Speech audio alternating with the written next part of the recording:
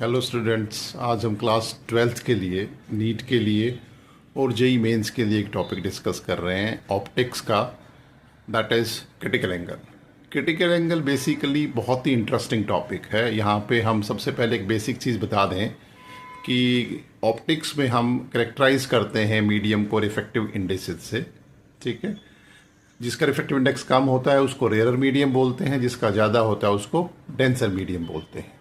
तो ये हमारा इंटरफेस है जो दो मीडियम्स को सेपरेट कर रहा है। A B is the interface.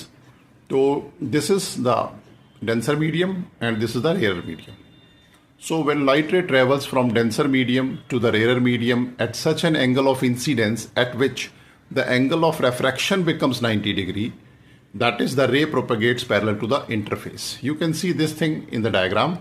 ये angle of incidence है which is at critical angle. ये angle of refraction हो गया which is 90 degree, और आप देख सकते हैं इंटरफेस के पैरेलल ये रे ट्रेवल कर रही है। So such type of angle is called critical angle. Critical angle basically हर मीडियम के लिए अलग होता है। एक पर्टिकुलर फिक्स वैल्यू होती है हर एक मीडियम, जैसे वाटर का अलग होगा, क्राउन ग्लास का अलग होगा, केरोसिन ऑयल का अलग होगा, everything having the different critical angles.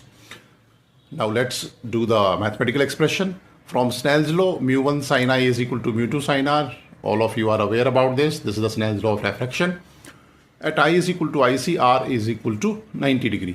So mu1 sin IC is equal to mu2 sin 90 degree. Sin 90 1 होता है, तो mu1 upon mu2 is equal to 1 upon sin IC.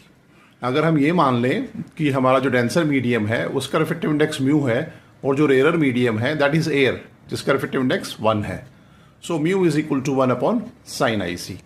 So this formula is very very important for CBSE, for NEET, for JEE Mains. बहुत सारे questions इस फॉर्मूले पे आते हैं, आप प्लीज़ इसको याद रखें। इसके कंटिन्यूएशन में हम कुछ क्वेश्चंस भी करेंगे बाद में। So mu is inversely proportional to sin IC. So this is the graphical variation for it. Got it? Hope you understood this topic. So please subscribe the channel for new videos and comment whatever topic you have to discuss with me.